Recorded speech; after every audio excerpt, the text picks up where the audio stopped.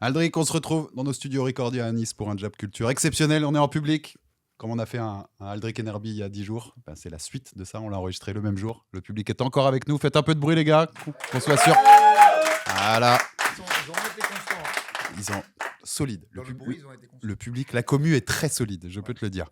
Et on va faire un truc spécial, parce qu'on va faire un On a rejugé. Vous connaissez notre série On a rejugé. On va projeter le combat dont on va parler sur l'écran derrière nous. Vous ne le verrez pas à l'écran puisqu'on n'a pas les droits de l'UFC. Il est en gratuité sur YouTube. Il est sur YouTube. On mettra comme le en même temps que nous. Voilà, on mettra comme d'habitude pour ceux qui nous regardent sur YouTube. Vous aurez le lien dans la description pour suivre en même temps que nous sur le même lien, le même combat, donc entre Sean O'Malley et Petr Yan de l'UFC 280. Et notre public, avant que nous on donne notre décision de juge, ils vont nous donner leur décision à eux. Comme ça, on verra si on est d'accord tous ensemble sur ce combat qui a été quand même très controversé, Yann O'Malley. Donc il y a beaucoup de choses à dire. Comme d'habitude, abonnez-vous, YouTube, Instagram, tous les réseaux sociaux, faites avancer la communauté, faites avancer ce bousin, comme je dis toujours. jab-iq.com, notre jeu de MMA, de Fantasy League MMA, qui est toujours disponible. Bien sûr, 75 000, mais c'est pas au moment où on se parle, là, ce sera dans 10 jours. Donc ça, je pense, beaucoup plus de augmenté. 75 000 abonnés, bien sûr. On en est à 75 000. Je sais pas s'il y en aura les 80 de elle sera quasiment diffusée au jour anniversaire, cette émission-là. Okay. Parce que c'est le 25 Ce sera pas très loin des 80. Notre anniversaire d'1 an de Jab Life. Donc en tout cas, continuez à jouer sur jab-iq.com. L'événement de ce week-end, au moment où on va être diffusé, ce sera Winnipeg alors. Non, ce sera après Winnipeg. Ah oui, ce sera après Winnipeg. Donc je crois que c'est à l'Apex et c'est Aljamain Sterling, Youssef Zalal en main event. Très gros main event. Ouais, très gros main event. On vous aura d'ici là preview dans Aldric Enerby, bien entendu. Donc jouez et placez vos pronos pour continuer à notamment pouvoir gagner le lot du mois d'avril avec Metal Box. T'es toujours 5e en fait. J'étais 4e. Au moment où on enregistre, passé combien avec j'étais 3e et je suis repassé 4e avec mon avec ton UFC trou, t'es quand même ça va. Parce que j'avais un peu de marge. J'avais mis des gros points avant, mais je suis pas loin de. Il faut que j'arrive à être premier au moins un moment, au moins une semaine. Après, j'ai fait surtout 4000 joueurs, j'ai fait ma BA, tu vois. J'ai prouvé ma crédibilité et je peux ensuite m'écrouler dans les classements. Comme ça arrivera à un moment ou à un autre.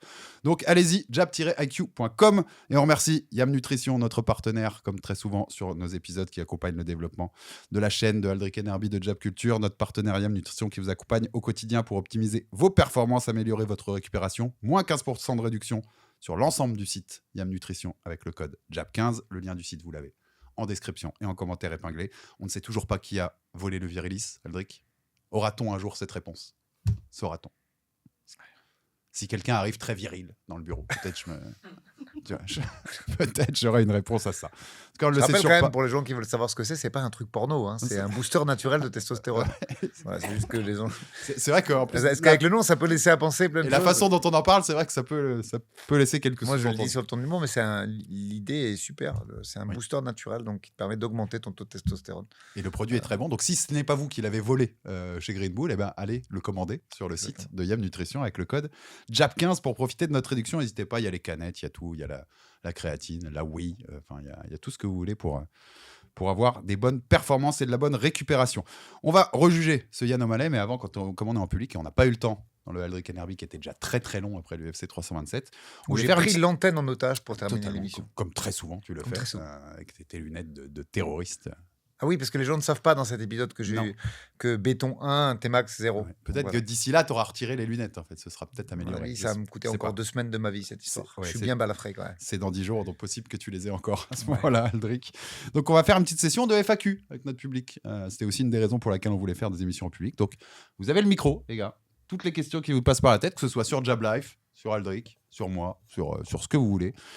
C'est dispo, on se fait ça 15-20 minutes et puis derrière, on enchaîne, on met le combat à l'écran et on le rejuge tous ensemble.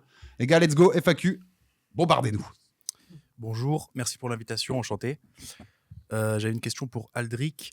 Qu'est-ce que cela vous fait de savoir que votre nouvelle salle va bientôt ouvrir et qu'est-ce que ça va changer pour les athlètes? Ce que ça me fait à moi, c'est quand même le projet d'une vie. Parce qu'en fait, ça fait la 3e salle qu'on fait, en sachant que la première, elle était à Nice-Nord. C'était déjà un complexe assez important pour l'histoire, parce qu'elle a ouvert en 2012 ou en 2013. Il y avait déjà un peu plus de 300 mètres carrés, donc c'était déjà une salle un peu costaud. Et en fait, justement, la deuxième, on l'avait prise pendant le Covid, le Boxing Squad, le petit studio où j'entraîne mes gars en ce moment. Et c'était plus par obligation qu'autre chose, qu'à l'époque, ils n'avaient pas tous le pass sanitaire, le statut sportif de haut niveau, bref, des contraintes plutôt administratives. Et je ne voulais pas réouvrir de salle avant de pouvoir taper dans ce que je voulais. C'est-à-dire qu'on voulait l'excellence en termes de place, en termes d'infrastructure. en termes de technologie aussi pour les athlètes. Donc voilà, là, c'est vraiment le bon moment. Et on va pouvoir surtout ouvrir aussi le recrutement parce que du coup, je ne serai pas tout seul. Il y a des gros noms. Je ne peux pas encore en dire plus, parce qu'on a un très, très gros nom qui doit nous rejoindre normalement pour le staff technique, international d'ailleurs. Mais en tout cas, voilà, ça me permet de pouvoir prendre des gens, parce que pour l'instant, on n'a que fait appel à la formation, quasiment. Donc, ça me permet de recruter et de pouvoir ouvrir les portes à des demandes de camp qui m'étaient faites de l'étranger. Donc, ouais, je suis très content. Vraiment, vraiment très satisfait de ça.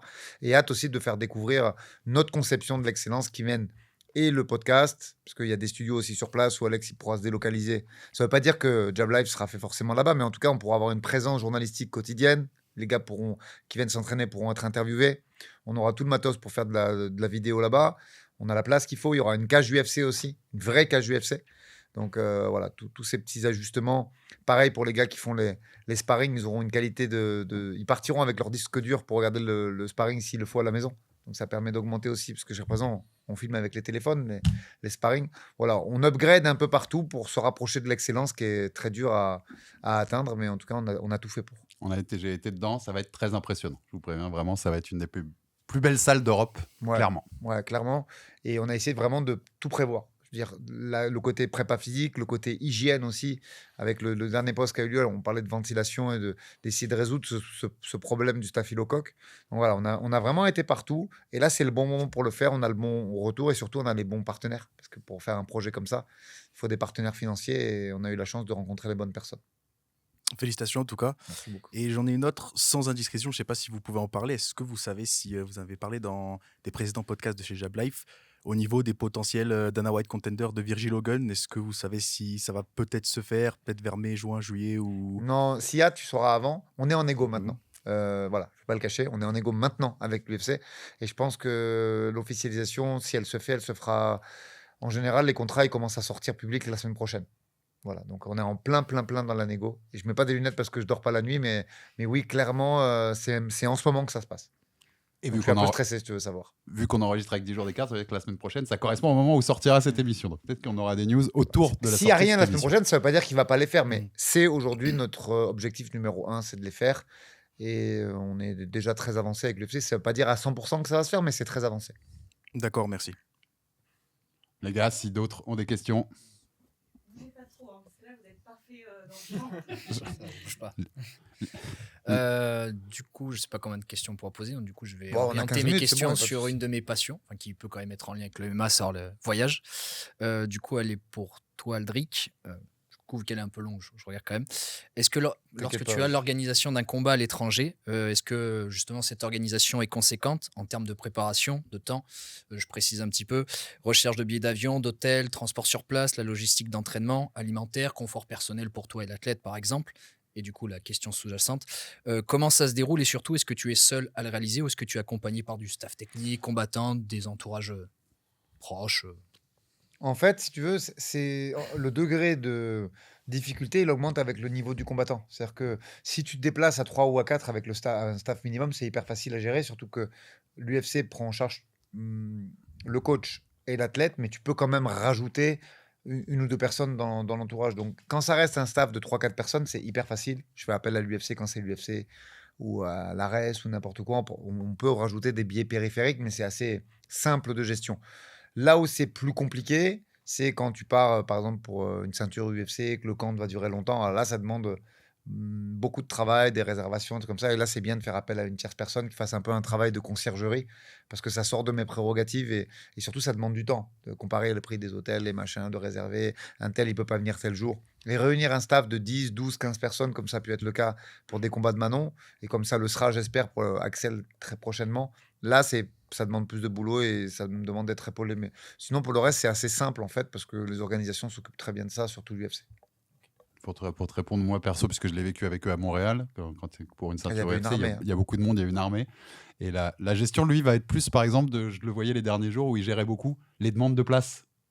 Des gens, tu vois, des connaissances à lui ou des gens qui venaient de français. T'aurais pas une petite place pour le combat de Manon, là, machin. Donc, il devait gérer les multiples demandes, tu vois, tiens, si on pouvait gratter une petite place pour l'UFC 315, ça nous irait bien. C'est ça. Ouais, il y a plein de trucs à côté, en fait, parce que tu as des partenaires qui t'aident tout au long de l'année, il faut essayer de leur faire plaisir. Alors, ça tombe jamais au bon moment, parce que c'est quand tu prépares un fight et le cut et tout ce qui va avec, mais bon, il faut essayer de...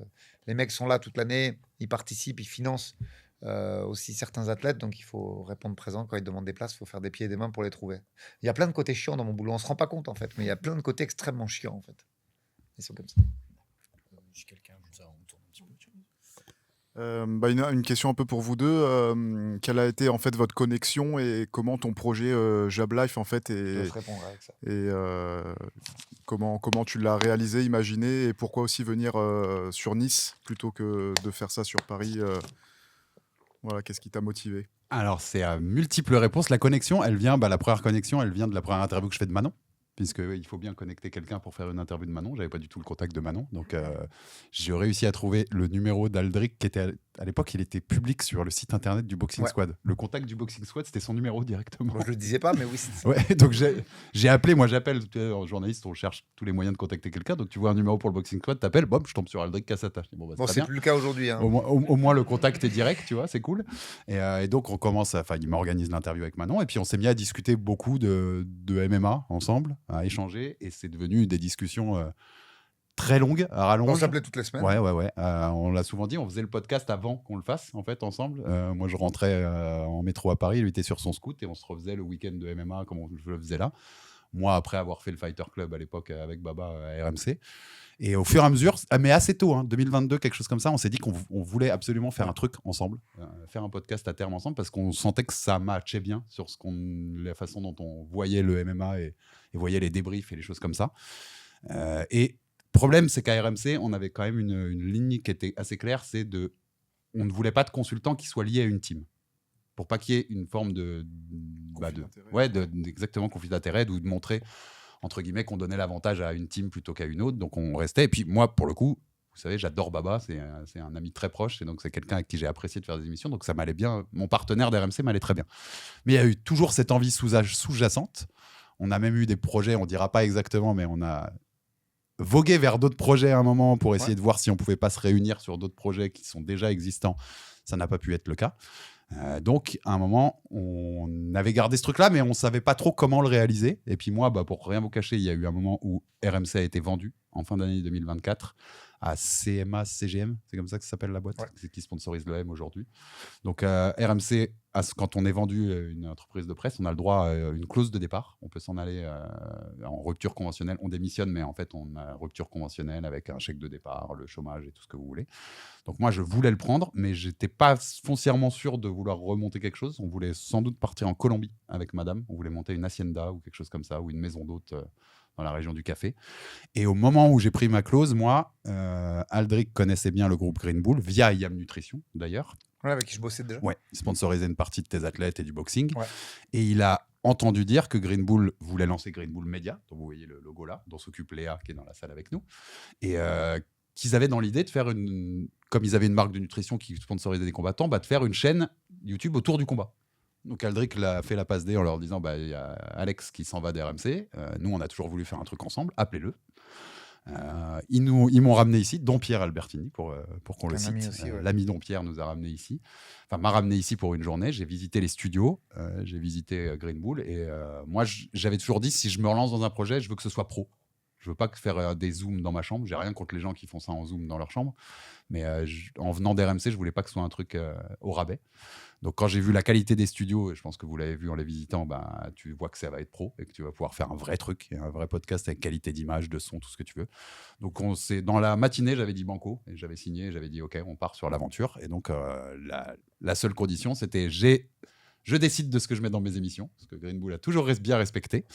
Et on le fait bien sûr avec Aldric, puisque c'est l'idée qu'on a depuis des années. Et c'est comme ça que fin avril 2025, l'aventure s'est lancée.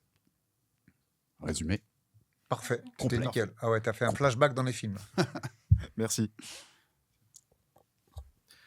Du coup, ma question, elle est un peu dans la continuité de la précédente. Pour Herbie, si on remonte encore plus dans le temps, ta passion pour les sports de combat, comment elle est venue? Donc journaliste sportif à la base, et comment ça s'est orienté vers le combat? Ça, c'est la première petite question. Et la deuxième, c'est plutôt une question, donc rien à voir, fantasy, sur la BMF. si vous pouviez, on vous donnait clé en main la liberté de faire ce que vous voulez avec cette ceinture BMF, vous pouvez réinventer les règles, la supprimer, faire vraiment ce que vous voulez, parce que je me souviens de Hooker qui disait on peut le faire en un seul round unique jusqu'à ce qu'un des deux combattants tombe. Si vous preniez cette ceinture BMF, qu'est-ce que vous inventeriez pour la rendre soit plus attractive ou au contraire complètement la supprimer parce que pour vous elle n'est pas utile? Je commence à répondre à la mienne, puis tu t'enchaîneras. Oui, logique. On va se rejoindre avec ce que quelqu'un dans le public a dit dans notre émission précédente. Moi, je regardais des combats de Tyson avec mon papa la nuit, parce que je suis de cette génération-là. Donc, c'est les premières fois où j'ai eu le droit de me lever la nuit. C'est qu'il me disait, il faut que tu viennes voir ça. Enfin, c'est un spectacle incroyable. Donc, c'était Mike Tyson qui m'a branché l'amour du sport de combat via la boxe au départ. C'est vraiment via la boxe au départ. Après, plus tard dans l'adolescence, j'étais assez fan de catch et de la WWF. Et je l'ai déjà expliqué à Aldric, il y a un mec qui s'appelle Ken Shamrock, qui était dans l'UFC 1 et qui est arrivé à la WWF dans 97, 98, quelque chose comme ça. Et les commentateurs le vendaient comme il vient du monde du free fight, c'est un combattant pas comme les autres. Donc ça m'a beaucoup intrigué. Donc c'est comme ça que j'ai découvert l'UFC via le catch en fait. Et donc depuis, l'histoire d'amour est restée avec les sports de combat avec des hauts et des bas. Moi, il y a des périodes où j'ai beaucoup moins suivi et où j'ai rattrapé plus tard.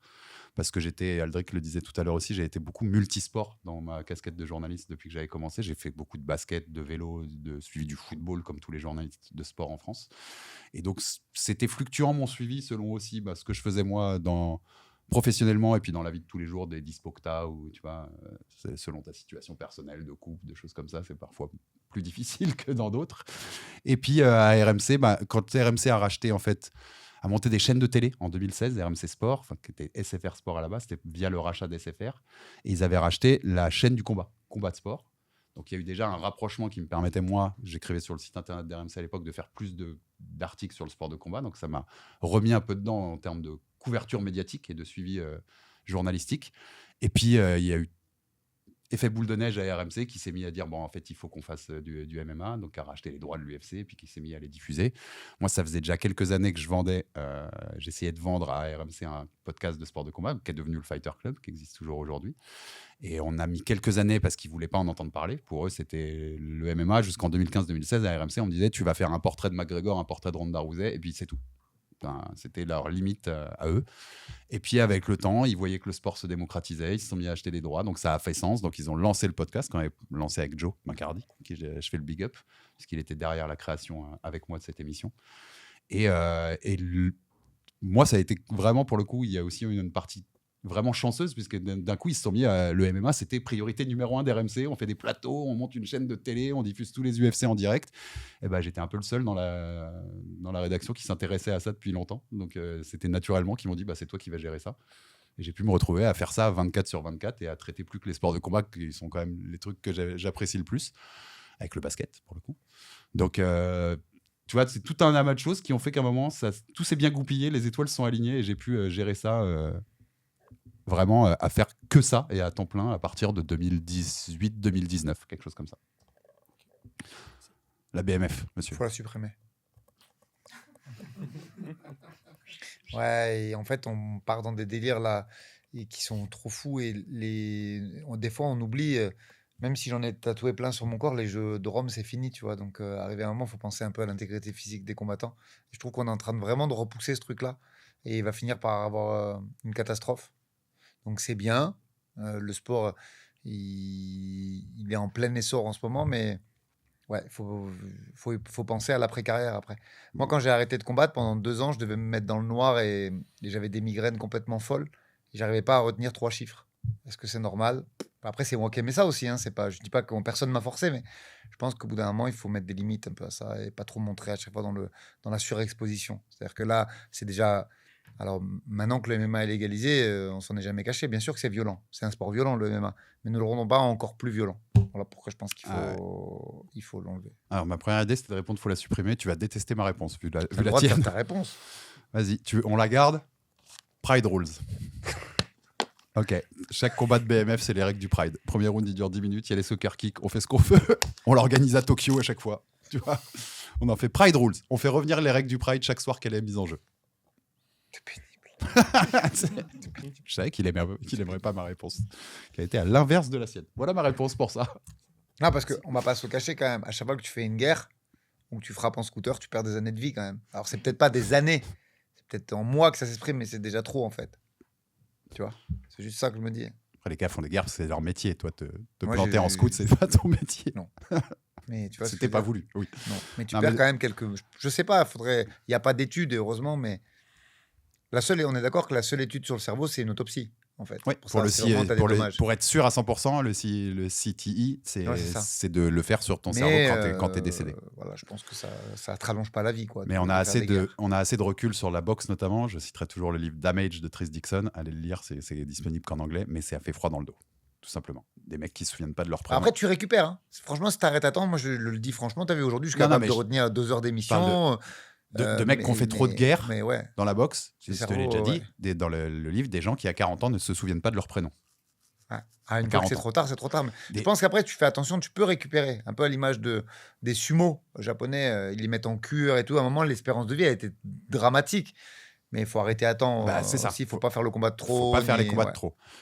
Des mecs, je me souviens plus, je veux pas dire de bêtises, donc je veux pas dire les noms, mais dans le livre aussi, des boxeurs très connus qui ont vécu la fin de leur vie avec des casques, parce qu'ils tombaient tout le temps. Plus du tout d'horloge interne. Les mecs basculent en permanence, et donc c'est dangereux. Bien sûr. Plus Mais que tu en dangereux. trouves même des boxeurs français. Et Il y a plein de boxeurs aujourd'hui, tu vois, au niveau de l'élocution, ils ont un tempo de réponse qui est hyper long. Moi, C'est-à-dire que tu leur parles et il se passe 2-3 secondes avant qu'ils t'enchaînent la réponse. C'est flippant en vrai. Donc, moi, je l'ai dit aujourd'hui, hein, parce que je les ai fait les deux, tu vas interviewer Justin Gaethje, ça fait peur aujourd'hui. Ça se voit que son cerveau a beaucoup mangé. J'ai un Chuck Liddell que j'ai fait aussi. Mm. Il paraît beaucoup plus vieux qu'il ne l'est quand tu regardes son âge, en vrai. c'est vrai. Et sans doute qu'il l'aurait eu parce que je crois que c'est pas que ça qui lui a fait donner, mais le plus grande star de l'histoire des sports de combat et peut-être même du sport tout court, Mohamed Ali, ça a pas aidé les combats de fin de carrière Évidemment. pour Évidemment. accélérer sa maladie qu'on a fini par voir en Mondovision au jeu d'Atlanta quand il allume la vasque en tremblant. Ça a pas C'est sûr que les coups, ça n'a pas dû encourager. les 4-5 dernières années de sa carrière là, ça n'a pas du tout aidé. Où il a pris en plus quelques roustes, pas du tout. Voilà pour notre réponse sur la BMF. Mais dans le fond, je suis assez d'accord, faut l'enlever en fait. D'autres questions? Oui, pour Aldric, j'aurais aimé savoir, en fait, c'est par rapport à l'actu, si l'impact, les conséquences du match, du combat d'Axel contre Mason, c'est déjà perceptible pour lui en termes de notoriété, les discussions avec l'UFC, Alors, tout ce qui est community aussi. Pour le moment, l'UFC, j'ai eu des félicitations tout de suite après. Mais genre dans les 5 heures qui ont suivi le combat, mais rien de plus. Pour sa carrière, il a pris, je crois, 15 ou 20 000 followers en plus sur les réseaux, donc c'est énorme. Dans ses discussions avec les sponsors, je ne peux pas dire la marque, mais il a déjà parlé avec une très grande marque de sport mondiale.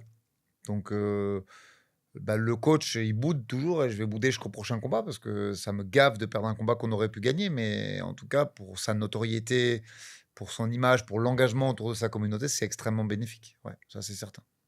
Il n'y a que du bon. Il y a que... En fait, moi, la seule chose qui me gave, c'est qu'il était gagnable, le combat. Sinon, en dehors de ça, il a montré du cœur, il a montré la classe qu'il avait. Et pour les gens qui doutaient qu'il puisse intégrer le top 15 d'ici un an ou deux, je pense que quand ils verront ce que Mason Jones va faire, il perdra à très très haut niveau, mais quand on va voir ce qu'il va faire des mecs du top 15, on dira ouais, en fait, cela c'est solide. Ouais. Je pense que c'est un combat et je prends des risques. Parce que quand tu parles face caméra, c'est toujours hyper risqué. Les images, elles te reviennent dans la tête comme un boomerang 6 mois après. Mais je pense que c'est une défaite qui vieillira bien, celle de Mason. D'autres questions? Les Knicks. Moi, je suis coach dans un autre sport, à un beaucoup plus petit niveau que un média, ainsi de suite.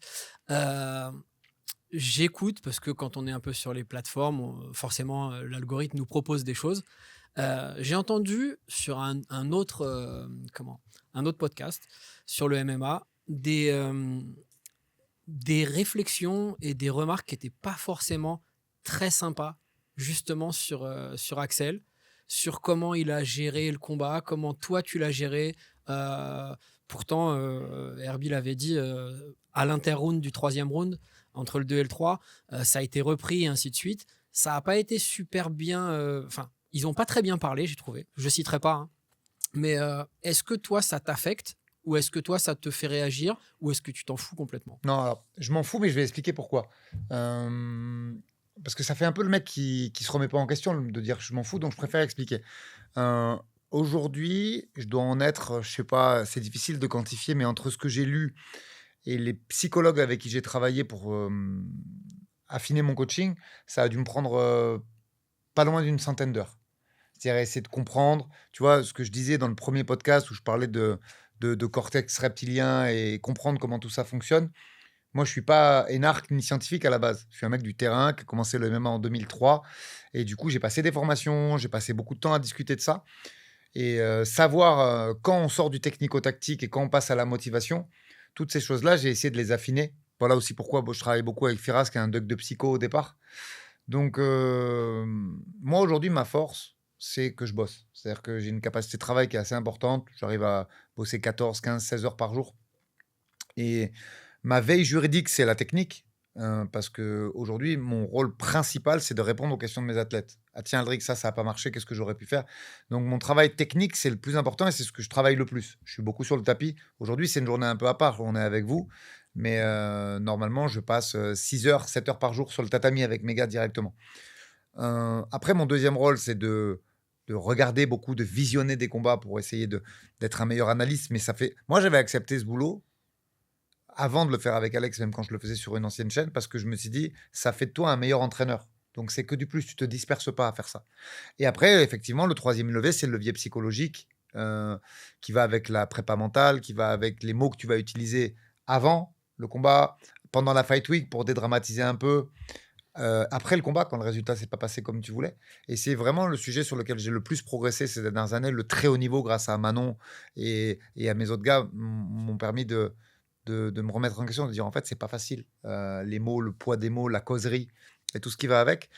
Donc, non. Ce que pensent les gens de ce que je fais ou de ce que je fais pas, je m'en fiche totalement. Parce que je sais que je bosse beaucoup à côté. Et la critique, si elle est faite par Alex, c'est une question que je lui ai posée. Qu'est-ce que tu en as pensé de mon intervention? Parce que les gens compétents et qui ont pour moi une vraie, comment dire, exigence dans ce sport, j'écoute et je me remets en question sans arrêt. Après, un mec de Twitter ou un analyste, c'est pas que je le dénigre. Hein. Souvent, j'ai l'air comme ça de paraître suffisant, mais c'est vraiment pas le cas. Je me remets en question et je bosse vraiment, vraiment beaucoup mon sujet. Et je te dis, j'ai dû passer peut-être pas loin de 100 heures avec des psys pour essayer de comprendre un petit peu comment eux voyaient les choses, comment on va chercher quelqu'un. Est-ce qu'il faut systématiquement dire le résultat du round quand tu interviens à ton premier? En fait, toutes ces choses-là, je les ai envisagées sous plein d'angles qui me permettent aujourd'hui d'avoir une vraie approche. Donc non, quand un mec de l'Australie vient me dire qu'il n'était pas d'accord avec moi, je m'en fous totalement en fait. Mais ça n'empêche pas que je me remets pas en question.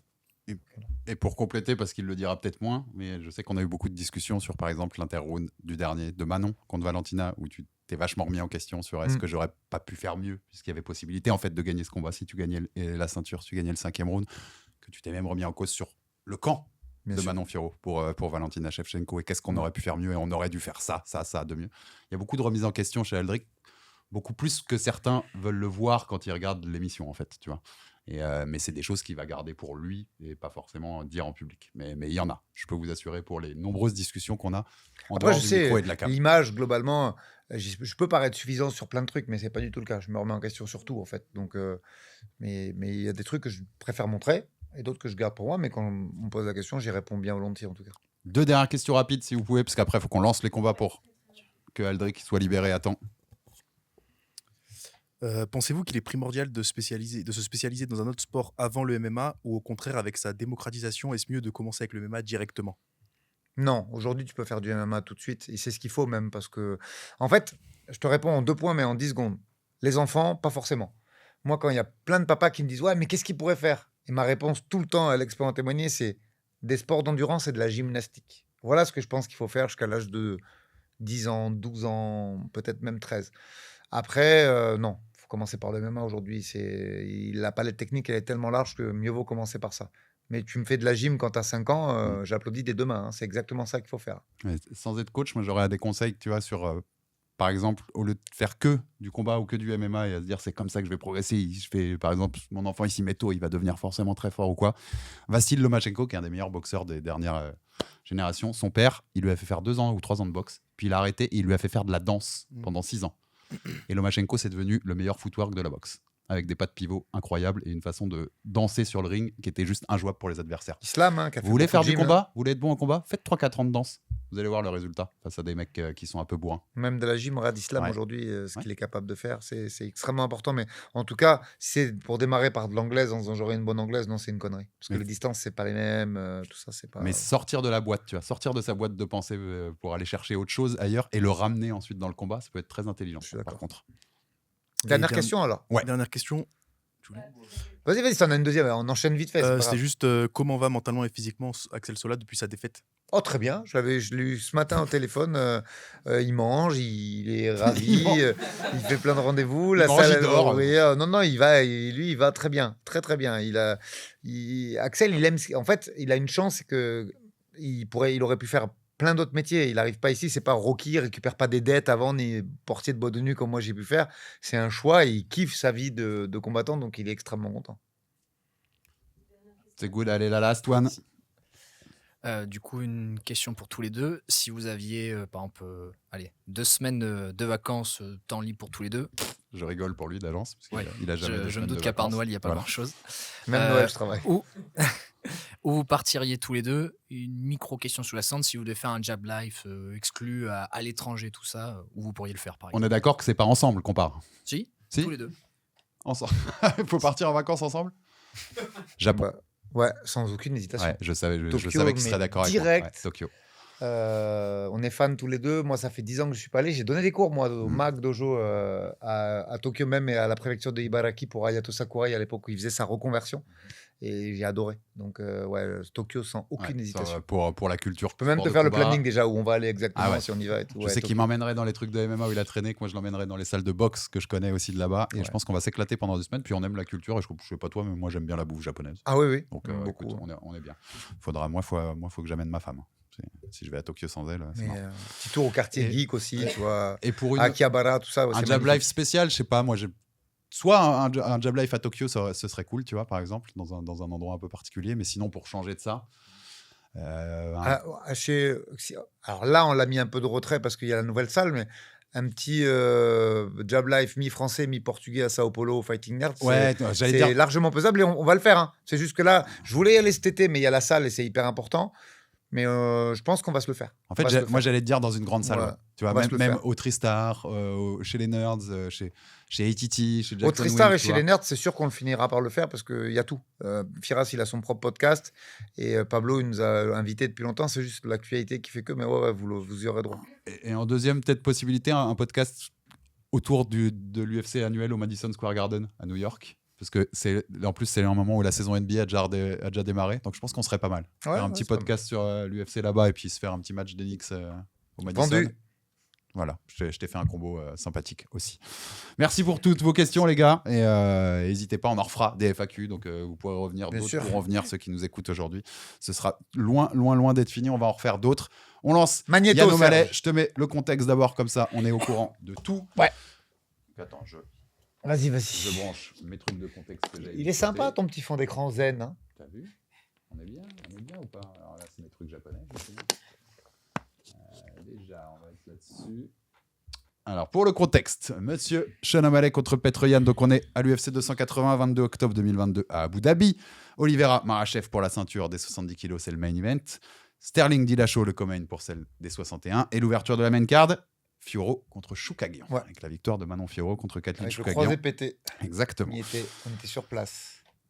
Troisième combat en partant du haut, c'est Petr Yan qui est numéro 1 de la catégorie contre monsieur Sean O'Malley qui est numéro 11 à l'époque. Donc c'est un gros step de passer pour Sean O'Malley. Petr Yan, il sort de la défaite contre Sterling, la numéro 2 pour la ceinture. Avant de ça, il y avait eu la victoire contre Cory Sandhagen et la défaite en disqualification contre Sterling, qui était sa première défense du titre qu'il a pris. Mon petit cœur pleurera toujours en juillet 2020 contre José Aldo. Si José a pris la ceinture bantam ce soir. La legacy, Aldric. La legacy. Incroyable. Et O'Malley, il sort du no context pour Ipoke contre Pedro Munoz. C'était à l'UFC 276 à Las Vegas en juillet de la même année, 2022. J'étais dans la salle. C'est International Fight Week, Aldric. Et avant ça, il était sur 3 victoires de suite. Rolian Pavia, KO round 1. Chris Moutinho, KO round 3. Thomas Almeida, KO round 3. Depuis sa première défaite contre Marlon Vera qu'il avait mis KO en août 2020. On est d'accord, d'abord Aldric, rapidement, c'est une énorme opportunité pour O'Malley à l'époque. Ouais. Beaucoup s'interrogent sur est-ce qu'il est légitime d'affronter Petr Yan ce soir-là. Même lui, je me suis retrouvé avec lui parce que quand il y a eu la conférence de presse, on était dans le même petit local avec son coach et tout. Et il était no pression, hein, vraiment, à cette époque. T'as rien à perdre. Il est là, c'est pas du tout la star qu'il est aujourd'hui. Hein, Par contre, s'il gagne, il bat le numéro 1 de la KT. Exactement. Et là, on va il en est parler. arrivé les mains dans les poches, Autrement, le mec, sans aucune pression. D'ailleurs, puisque vous le savez déjà tous, c'est lui qui a remporté ce combat. Et nous, on va le rejuger. Mais le combat d'après, pour lui, c'était le combat pour le titre contre Sterling. Et il prend le titre. Donc, c'était énormément d'enjeux. Et il éteint Sterling. Ouais. Mais rien à perdre. Beaucoup d'enjeux et rien à perdre. C'est la meilleure formule possible quand tu es un combattant. MMA décision que je vous ai mis, comme d'habitude, c'est pour dans notre série On a rejugé, on donne ce contexte-là avant. Donc vous voyez les cartes des juges. Ben Cartledge, il donne 29-28 pour O'Malley, avec round 1 et round 3 O'Malley, round 2 à Petr Yan. David Letabi, il donne la même chose, 29-28, round 1, round 3 à O'Malley, round 2 à Yan. Et Vito Paolillo, c'est le seul qui diffère, puisqu'il donne 29-28 à Petr Yan et non à O'Malley, avec round 1, round 2 Yan, round 3 O'Malley. Donc le seul round où ils sont tous d'accord, enfin les deux où ils sont tous d'accord, c'est 2 et 3. Les 3, ils sont d'accord. C'est le 1 qui change pour eux dans ce qu'on voit. MMA décision, vous voyez sur le côté les cartes des journalistes ils mettent toujours les pointages 2. Il y a un journaliste qui a O'Malley 29-28, 18 qui ont Yan 29-28 et 7 qui ont Yan 30-27. Il y en a 7 qui ont Yan 3-0, Aldric, dans ce combat-là quand même. On voit sur le côté, bien sûr, les trucs plus précis.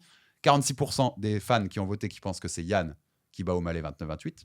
24,6 qui pensent que c'est Yan 30-27. Donc, O'Malley qui bat Yan 29-28, c'est que le troisième score, Aldric, des fans, avec 24%. Il y a 70% des fans qui voient Yan gagner. C'est quand même énormissime. Tout le monde voit Yan, enfin la majorité, que ce soit journalistes publics, voient Yan gagnant ce soir-là. Et les fans, sur les rounds un peu plus, round par round, donc round 1, round 2, ils voient Yan, 63%, 94%, et round 3, O'Malley, 60,5%. Donc il y a plus... Les fans voient quand même plus ce round 3 du côté d'O'Malley. Et Verdict MMA, qui est l'autre grand site agrégageur de décisions sur lesquels on bosse pour les On a rejugé, eux, ils ont le round 1, donc c'est des moyennes en fait des scores des fans. Le round 1 est pour Yan, 9,65 contre 9,36. Le round 2 est pour Yan, 10 contre 9, donc unanime. Et le round 3 est aussi pour Yan, 9,55 à 9,46. Les fans sont biaisés. Moi, je vous encourage, les gars, vraiment, le plus important, focus sur le premier round. Pour moi, c'est le seul qui est vraiment important. Les autres, je suis assez d'accord avec les juges. C'est pas pour casser le truc, hein, mais je sais pas ce que tu en as pensé, Alex, mais je trouve que 2 et 3, c'est quand même... c'est pas idiot ce qu'ils ont fait. Le jugement des rounds n'est pas bête, je trouve. Alors, on va ouvrir, il faut juste que j'arrive. Tu vois, 2 et 3, je les trouve... non, je suis assez d'accord avec les juges. D'ailleurs, ils sont tous d'accord, c'est pas pour rien. C'est vraiment le premier qui laisse à penser et qui est important, je trouve. Donc, on va lancer le fight. Vous ne le verrez pas, bien sûr, si vous êtes sur YouTube, mais tout notre public le voit. Mais ceux qui sont sur YouTube, ils peuvent aller le chercher. On a le lien. En même temps. Ouais. Le lien, il est dans la description. C'est sur YouTube. Donc, vous pouvez le mettre. Vous le lancez en même temps que nous. Je vais vous donner le top 3 de 1. Donc, même si vous êtes chez vous, vous pouvez le regarder en même temps que nous. Il y aura peut-être des pubs qui vont s'intercaler. Donc, je vous dirai quand il y a les pubs pour que vous fassiez stop. Et moi, je les arrêterai. C'est parti pour O'Malley Yan à l'UFC 280. Le round 1, Aldric.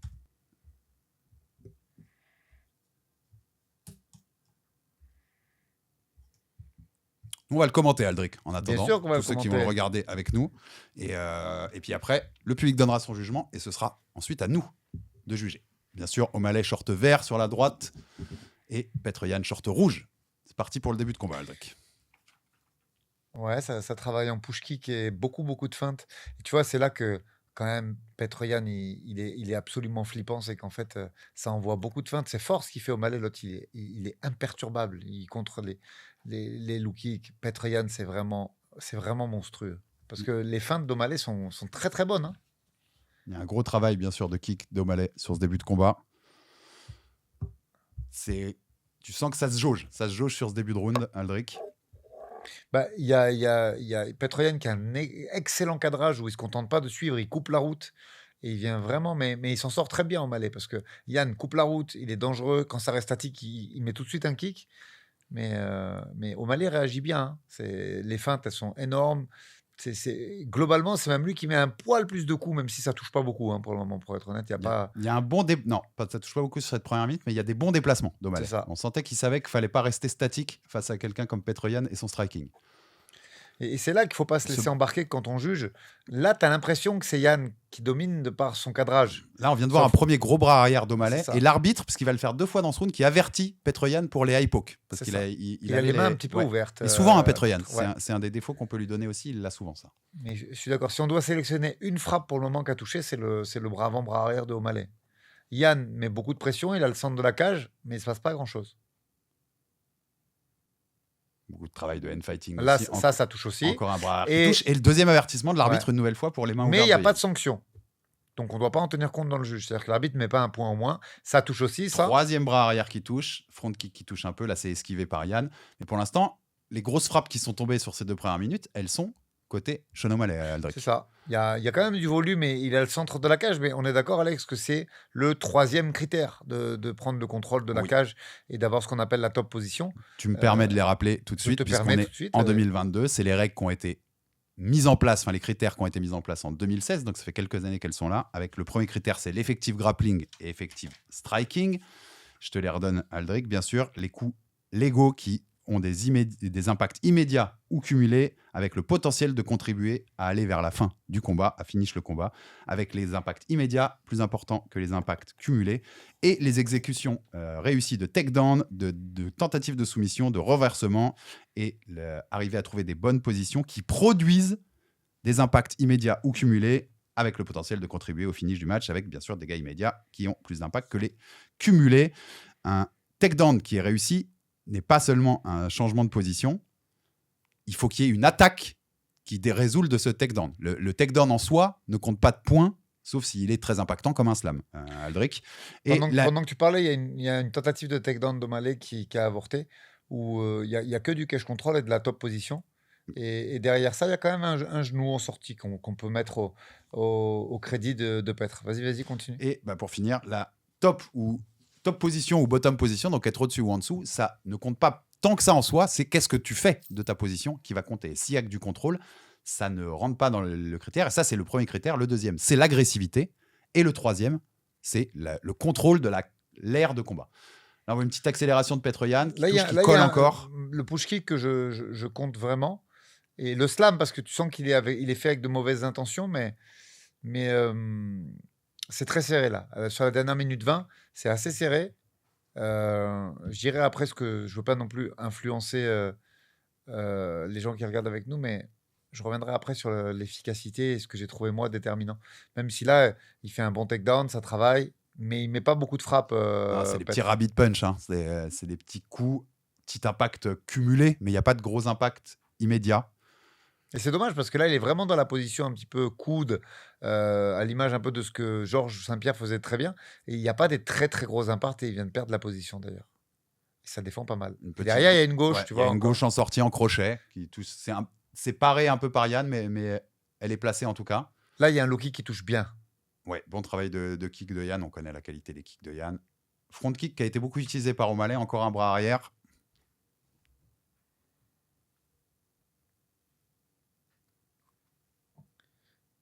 Finalement, il n'y a pas beaucoup de dégâts, hein, donc il est pas facile à juger, Aldric. En fait, ce qui est compliqué, c'est cette garde un peu passive de Petre qui désengage pas, en fait, qui permet à O'Malley de connecter quand même. Voilà, je savais que j'allais avoir des pubs à un moment. Pas grave. Coupez donc si vous êtes chez vous. Et je vous dis quand ça repart. Mais on a une pub de MMA, on a BetClick. Faut pas le dire, mais avec Manon d'ailleurs. Manon est là, tu vois. Elle nous surveille. C'est ça. Ah bah là, on a Mortal Kombat 2. Merci YouTube, qui m'en rajoute quelques-unes. Je vous donne le top dès qu'on repart, en vous disant exactement où on en était.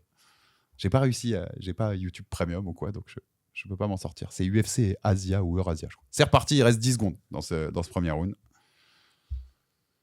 Takedown d'O'Malley pour finir. Il prend un peu le dos, mais il reste que 2 secondes. Et donc, on en finit avec ce premier round. Ce que je te propose, c'est qu'on n'appuie pas dessus sur le round tout de suite, mais la pause. On va mettre comme ça, on laisse parler un petit peu de notre. Exactement. J'ai pas envie qu'on les influence. Je te dis le temps qui est. On peut voir les résumés puisqu'ils montrent les résumés, enfin les meilleures actions du round. Et ils font aussi parler les coins. Tu sais que j'aime bien dire ce que veut dire les coins. Donc c'est les coins d'O'Malley qu'on entend dans cet inter-round. Il dit n'attends pas que s'il est en double contre toi, contre la cage, réagis, n'attends pas, lutte-le très fort. T'es trop rapide pour lui. il commence déjà à être un peu gaz out, Yann. Donc, vraiment, utilise cette vitesse et cette explosivité. Voilà les conseils. On va bientôt démarrer le deuxième round, mais d'abord, on va prendre les avis de tout le monde. Passez-vous le micro et je veux que chacun nous donne son avis s'il veut développer un peu et puis surtout son score du round, à qui vous donnez ce round et quel score, 19, 18, comme vous voulez. C'est vrai que c'est très très très serré. Moi j'aurais envie de dire O'Malley. Je trouve qu'il touche plus et effectivement le cadrage de Yann est impeccable, mais c'est un critère secondaire. Et puis le takedown, à mon sens, lui fait pas remporter le round par rapport aux frappes de O'Malley. Mais bon, c'est vraiment il est serré. Au poil, très très très serré. Le combat est beaucoup plus serré que je m'en souvenais. Ouais, tu m'avais dit. Oui, dans ma tête, j'avais. Et puis après, le takedown mine de rien d'O'Malley à la fin, qui vient, juste sur le dernier moment du round, ça peut faire basculer. Donc O'Malley 19, enfin 10 pour lui quoi. Ouais. Fais passer.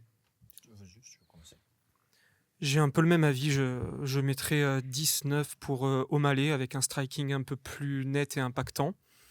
La pression de Petr Yan n'est pas si décisive que ça. Ce qui rend le round encore vraiment très serré, je trouve, c'est aussi le low kick de Petr Yan à la fin qui est quand même qui marque un peu, mais je mettrais 19 pour O'Malley. 19 O'Malley, une nouvelle fois. Je mettrais 19 O'Malley. Je trouve qu'il touche plus en anglaise au niveau de la tête.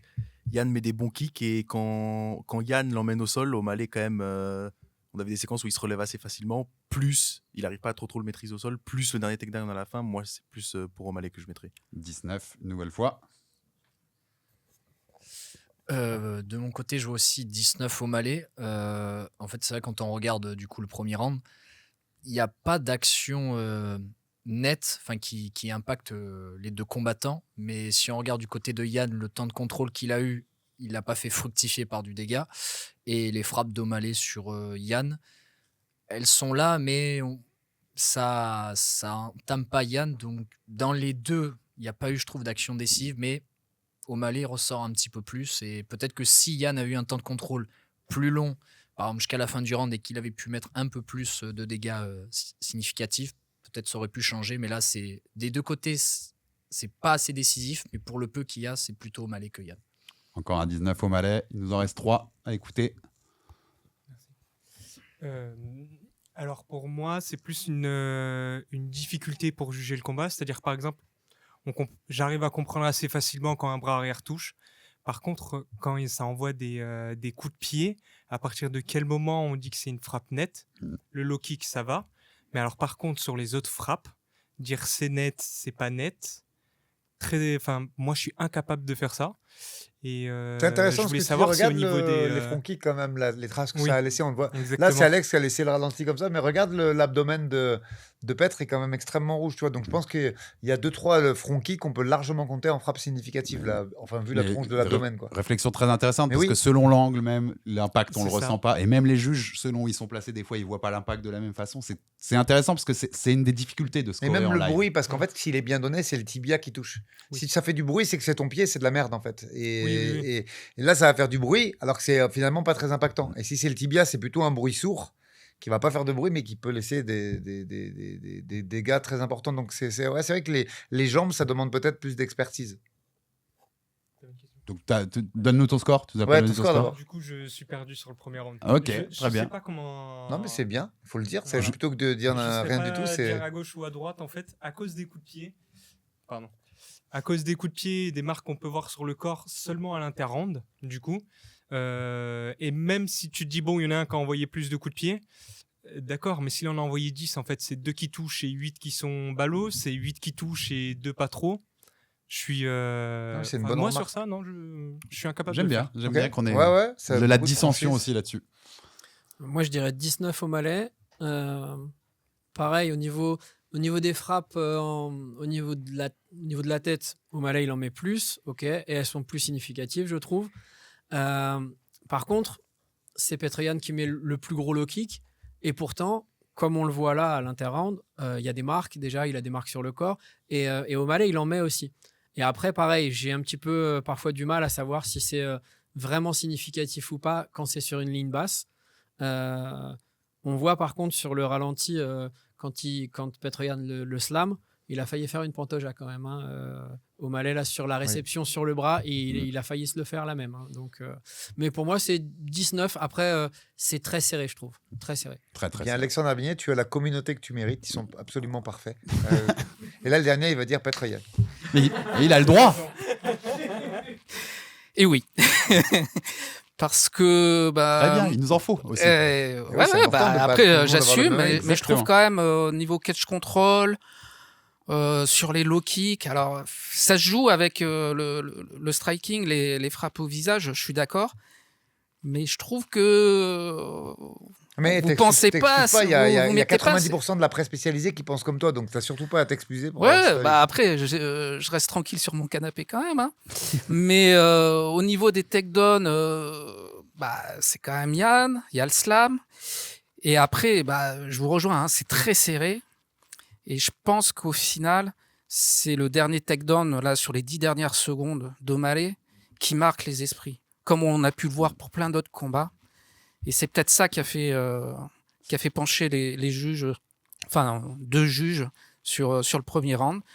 Mais pour moi, je suis team Petr Yan. 19 Petr Yan. Très intéressant et tu as raison. Oui, 19. On le disait même, on le dit souvent dans le débrief, l'impact de fin de round, elle est très très compliquée sur certaines choses. Tu voulais rajouter quelque chose ? Petite question. Est-ce que ça aurait été envisageable, ou dans votre côté analyse, d'entendre que peut-être il y avait une égalité sur ce round-là? Moi, je dis qu'il en faudrait plus, des draws. Aldric est très... je dis pas que c'est mérité, mais mais c'est serré comme ça, il faudrait que ce soit 10-10 pour que... Mais que les fighters le savent. Moi, c'est ça moi, j'aimerais bien qu'il y ait l'open scoring et que le coin et les fighters soient au courant. En soi, si on juge le combat en soi, tu vois, si on juge le combat, les 5 minutes de combat qu'on vient de regarder, je serais pas contre du tout. Ouais. Mais puisqu'on essaie on a jugé de se mettre vraiment dans la peau, on a ces critères à telle date. Là, si on applique les critères, moi, je suis obligé de rejoindre la majorité. Pour moi, c'est 19 O'Malley. Pour moi, c'est 19 on n'a pas. Parce que j'ai oublié de sortir nos petits. Parce qu'on est tranquille sur une télé, qu'on a le temps de voir. Je critique pas les juges, hein, mais on est à la télé. J'ai pu regarder. Il y a rien. Il y a 2 frappes d'avance pour O'Malley si tu restes sur les frappes vraiment significatives, mais confortablement sur ta télé avec le bon angle et les caméras qui tournent. Moi, je vois un Sean O'Malley qui a mis 2 frappes de plus significatives, et qui ne sont pas compensés ni par le low kick ni par les slams, mais selon les gens qui crient. En plus, là, c'était un public très spécial à Abu Dhabi. J'avais la chance d'y être ce soir-là. Je comprends que ça se noie. Hein. Je comprends vraiment que ça se noie. Je répète, les coups légaux qui ont un impact immédiat ou cumulé avec le potentiel d'aller vers la fin du combat. Les impacts immédiats comptant plus que les impacts cumulés. Les 3 coups qui ont le plus grand impact immédiat, pour moi, c'est les 3 bras arrière de allez, tu peux mettre le low kick, il est fort le low kick. Peut-être le low kick peut rentrer. Mais le low kick de Yan, mais globalement, c'est... Il y en a plus du côté... On n'a pas les petits marteaux aujourd'hui. Non. On les a les femmes. Les perruques, je savais qu'ils me diraient rien, parce que quand il peut ne pas avoir la perruque... T'as les 2 ?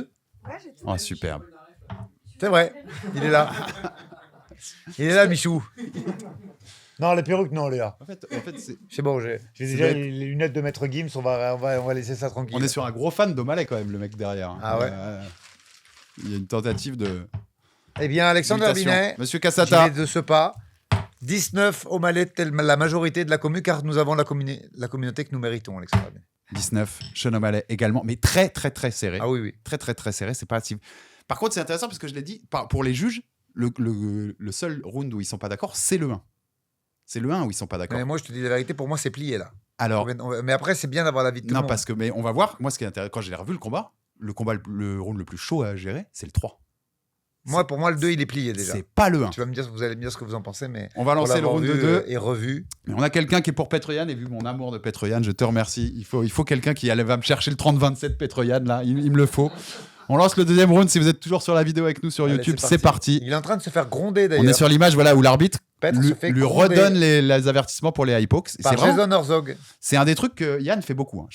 J'adore ce combattant, mais il faut lui reprocher ça. Il a beaucoup fait d'high pokes dans sa carrière. Parce que c'est vraiment très très typique du Muay Thai, ça. Premier gros middle qui part. Le push kick de Yann. Ouais, quand il combat. Tu vois, moi c'est vraiment. C'est pas une critique, mais pourquoi il fait pas ça tout le temps, quoi. Je veux dire, il est absolument exceptionnel quand il avance, et je vois pas pourquoi des fois il fait le diesel comme ça. Un bras arrière quand même qui touche bien. Il y a un bon bras arrière de Sean. Et qui touche encore derrière sur la combinaison. Là, il le cadre bien. Hein. Ah ouais, et tu sens qu'il est touché. Petr Yan, sur ce début de round, il est touché. Beaucoup de switch entre les deux. Ça switch beaucoup. Ça change de garde. Niveau technique. Et là, vous allez voir, il y a la vengeance tout de suite. Boum. Il y a tout de suite vengeance avec le bras arrière de Yan. Pour moi, qui rétablit. Ça, dans mon jargon à moi, c'est un micro-down. Hein. Je suis désolé. Hein. Oui, si tu regardes bien, parce que là, on n'a pas le son en plus, les gars dans la salle, mais franchement, celui de Yan est plus fort que celui d'O'Malley. Bon, Alex, il a downé. Alors, c'est un micro, et derrière, il n'enchaîne pas. Tu vois, c'est toujours pareil. Ça rompiche. Alors qu'il sait faire. Hein. Il a un très gros niveau de sol. Et là, et là, au sol, ça dort un peu, quoi. Oui, exact. Pour l'instant, tu n'as pas grand-chose qui va passer. Il va y avoir une petite séquence qu'on va pouvoir voir où il y a un peu plus de frappes en ground and pound aussi, quand même. Voilà. Là, il y a commencé à avoir des frappes qui passent un petit peu. Ouais, mais pas énorme, hein. T'as 2-3 frappes. C'est au moment où tu viens de le sonner qu'il fallait faire ça. Tu vois ? Normalement, c'est le moment où tu peux être le plus efficace. Je te rejoins, moi aussi, j'aime beaucoup Petr Yan. Pour moi, c'est un des mecs les plus techniques du tout le roster de l'UFC. C'est un phénomène qui sait tout faire. Mais des fois, il est un peu suffisant. Je sais pas pourquoi. Pourtant, il combat depuis des années. Il sait très bien qu'il a le physique pour faire 3 rounds. Je comprends pas pourquoi il s'économise comme ça tout le temps. Sorte de tentative de armbar. On repart sur les pubs. Sorte de tentative de armbar pour sortir de O'Malley qui avec passe la pas. Avec gestion d'un budget mensuel, Alexander Binet. Non, c'est fini. Ça passe pas, sa tentative de armbar. Très souple quand même, O'Malley, on l'a vu. Hein, mais attends, O'Malley est un très bon grappleur. Hein. O'Malley est un très bon grappleur. Bien sûr. Et donc ça passe pas, ça se relève. Mais dès que ça se relève, Yan revient en bodylock, le chercher, le rattraper. Il n'y avait pas encore la loi sur les coups de genoux. Les mains suffisaient à cette époque, Alexandre Binet. On a vu un petit stomp. Donc les petits coups vicieux sur le pied là, de Petr Yan, qui est vraiment un bon vicieux. Alex, si c'était aujourd'hui, les deux mains ne suffisaient pas. Il faudrait l'appui du coude ou du genou. On est sur les anciennes règles à ce niveau-là. La défense d'O'Malley, Aldric, qui prend un petit genou en sortie. Ouais, il défend bien quand même. Il défend bien la lutte, O'Malley. Mais ça, on le savait déjà. Petit bras arrière qui touche. Là, c'est serré pour moi. Là, ça se touche à toi, à moi. Là, le trip, l'outside trip, voilà. L'outside trip de Yan, c'est juste de la beauté, quoi. Qui a été un peu populaire à cause de Zabit Magomed Sharipov, mais que Yan fait très bien et qu'il essaie de rendre O'Malley, mais il se plante totalement. Des coups quand même. On va voir. Yan part bien les coups. Ça touche aussi beaucoup quand même dans les gants, dans la garde. C'est Yan. Il y a toujours cette main façon Muay Thai qui est ouverte devant le visage avec les doigts, mais là même en termes de pression, là c'est pas du tout le même round. C'est-à-dire qu'il a downé au départ, même si c'est un micro down. Là, il a un pressing où il a son cadrage qui est bon, mais surtout il touche là, tu vois. Là, il touche encore. Ouais. C'est pas du tout la même physionomie que du round 1. Là tu sens qu'O'Malley, même si là, ceux-là ils piquent. Hein. Les front kicks d'O'Malley, ils sont terribles. Hein. Depuis le début, ils ont fait du dégât. Terrible. Et c'est un des coups dont ils ne trouvent pas vraiment la solution. Là, le middle, il a piqué. Le middle a piqué très fort. Celui-là, il a piqué de middle. D'ailleurs, on va le revoir. Celui-là, on le revoit dans les highlights d'Inter-Round. C'est pour ça que je te dis, Alex, il est très net, le round. Re-middle qui touche. Pas influencé. Je peux pas influencer, mais je viens de vous dire ce qu'il faut voter. Il est très net. Non, mais non, que celui qui pense pas comme moi m'explique. Préparez-vous. Je conçois qu'un mec me dise là, ben non, je suis désolé, Aldric, mais j'ai vu O'Malley, mais prépare ton argumentaire, mon garçon, parce que je vais te questionner, moi, quand même. Surtout quand je vois les chiffres qui apparaissent à l'écran. Si tu vas dire à l'inter-round, Aldric, j'ai vu O'Malley, prépare ton argumentaire. C'est tout ce que je te demande. Quelques petits coups qui touchent là d'O'Malley, quelques petites courbis, mais rien de foufou. Mais il y a du dégât cumulé. Le high kick qui est contré avec le gant, mais qui fait quand même son effet. Mais tu vois, au premier, il est dans une pseudo-gestion de l'économie. Et là, il envoie plein gaz, tu vois. Et on dirait qu'il est désespéré, tu vois. C'est fou, hein, le changement. On voit O'Malley qui écarte bien les jambes pour éviter le double leg et qui le prend quand même. Techniquement, Yan, il met juste son petit pivot et il y arrive. Et là, pareil, pour éviter le scramble, il change de côté, il garde les jambes. Techniquement, c'est lourd. Lourd. On s'approche de la fin du round. Il y a un tout petit coude qui est passé, t'as vu? Petit coude léger de notre ami Yan qui sait mettre ses tout petits coups. Encore un là, encore un bon qui passe. Et tu vois, il garde les jambes pour éviter le scramble. Il est en contrôle, hein. Il est au-dessus. C'est extrêmement abouti. Une nouvelle fois aussi, on en parlait tout à l'heure avec le public, mais l'impression de fin de round, hein. Il est au-dessus, même s'il ne fait pas énorme de dégâts, il y a des petits coups qui passent, notamment des coudes. Il est on top, donc il est sur une top position au-dessus. Ça laisse toujours forcément un mais goût. Mais tu sais que pour aller un peu plus loin, un goût chez les juges, on va dire. Là, il fait une minute un peu plus forte que ça. Tu peux même discuter d'un 18 avec le petit down qu'il prend. Moi, faut qu'il y ait plus de dégâts. Avec une minute de plus. Et qu'il y ait plus d'impact sur un des moments. Mais là, clairement, j'écoute. Hein. Mais là, celui qui voit O'Malley. On voit les ralentis, donc on voit là. Je demande juste qu'on m'explique. Le premier bras arrière d'O'Malley, qui est en début de round. Jusque-là, oui. Hein. Avec l'uppercut raté. S'il réussit l'uppercut, ça peut changer aussi. Et là, le bras arrière qui touche très très bien quand même, celui d'Yann. Ah ouais. On est sur les ralentis là. Une nouvelle fois, là on va revoir le petit outside trip quand même. Ça c'est quand même de la beauté absolue. On s'auto. Petroyan, c'est quand même autre chose. Le middle dont on parlait tout à l'heure, vous allez voir qu'il a bien claqué. Et tibia, hein. Là ça touche Ah tibia. oui. Ouais. Donc on est sur les ralentis de ce deuxième round. Alors, rien de très intéressant dans cet mec interround. qui met la pression. Alors, rien à l'interround, rien de trop significatif. C'est beaucoup de motivation en fait. Ils disent beaucoup à O'Malley parce qu'ils sont que sur le coin d'O'Malley. je crois qu'il fallait pas motiver. Oui, je sais. Et ils lui disent beaucoup. La commu Twitter, là, elle est où? Il faut pas le faire ou faut le faire? 5 minutes pour être numéro 1, tu vois, pour prendre la place de numéro 1. C'est toi le numéro 1. Mais il faut pas rester dans le technico-tactique. Non, apparemment non. Soit plonge, je répète. dig deep, tu vois, donc va chercher en profondeur. Je pense qu'ils savent que le round 2 n'est pas foncièrement à eux et que. Et donc, du deuxième au troisième, on peut motiver. On ne doit pas rester que dans le technico-tactique. Et en plus, là, il est à peu près. Hein. Il est quand même pas dans l'état dans lequel était Axel, hein, pour le coup. En plus. Donc, messieurs. Sur ce réseau social. Qui voit. Même si je pense que le garde du corps Cassata a mis la pression, mais. Qui voit Sean O'Malley? En vrai, est-ce que quelqu'un voit Sean O'Malley? Ça va être assez simple. Et après, je vous laisse faire le tour aussi pour parler sur le truc. Mais quelqu'un voit O'Malley sur le round 2? Assumez, hein, si vous voulez le voir. Non? Personne? Bon, allez-y, des réflexions que vous pouvez avoir sur le round. Non, bah c'est incontestable. Léa, elle voyait O'Malley, mais que parce qu'elle le trouve beau gosse. Elle s'en fout. Son critère, c'est la bogosité. Domination de Yann, carrément, il le met quasiment down. Ouais. On voit, hein, il est dans le vague, il accroche de suite derrière, donc il est vraiment pas bien. Après, il en suit une séquence au sol. Yann fait de l'effective grappling, il est en position tripod, il arrive à bien le stabiliser. Yann essaye effectivement la clé de bras, mais bon, c'est pas. On sait qu'il va rien faire avec. Oui, elle est pas bien engagée. Elle n'est pas bien engagée du tout. Et après, ça continue pendant tout le long du round. Et puis même au niveau du langage corporel, on voit clairement que O'Malley accuse le coup. Et ça se comprend avec le middle qui a dû lui faire très mal. Il remet quand même quelques frappes parce que bon, c'est pas n'importe qui non plus, mais non, c'est incontestable. Plus la fin, il y a encore un takedown pour Yann. Donc 9-10 pour Yann. Messieurs, si d'autres veulent rajouter de la réflexion. Non, je vais essayer de faire court. Sur ce deuxième round, Yann a fait ce qu'il n'a pas fait au premier, c'est-à-dire d'être beaucoup plus offensif. Alors il y a quand même aussi un peu de déchets, bon, forcément quand on tente, mais peut-être le petit bémol que je lui mettrais, même s'il prend le round, c'est que sur les moments où il est impactant, il n'arrive pas à finir, où il se fait par O'Malley des fois accrocher ou retenir, où il n'arrive pas à capitaliser sur les moments où il le met quand même en difficulté. Et c'est peut-être ça justement, si on parle du 18, ce qui manque pour basculer là-dedans. C'est-à-dire qu'il n'est pas assez fort dans ses temps forts, mais en tout cas il a été beaucoup plus actif qu'au premier. On voit un changement d'état d'esprit. Petite réflexion et après on lancera le round 3 parce qu'il est assez clair ce round 2 et puis qu'il va falloir que tu ailles entraîner quelqu'un. J'étais en train de je l'ai prévenu que j'arriverais peut-être 5 minutes en retard. Complètement d'accord. Après le middle, on voit que O'Malley, il est bouche ouverte tout le temps. Même quand il est réamené au sol, il essaye de ventiler beaucoup. Il a piqué celui-là. Hein. Il ventile beaucoup. Alors là, il ventile plus. Là, il a l'air bien après la minute mais de repos. Mais là, c'est quoi, d'après toi? Il essaye au sol de faire redescendre un peu le rythme en ventilant beaucoup, ou il est vraiment pas très loin de gaz out et du coup, il en peut plus, quoi. Mais tu sais, en fait, quand le foie est touché, ça libère des toxines. Donc forcément, t'as le souffle un peu coupé, la respiration est hyper difficile. Et du coup, comme c'est quand même un mec qui strike beaucoup, qui met beaucoup les gants, il a l'habitude. Il faut ventiler absolument, il faut se relâcher, c'est une question de passage.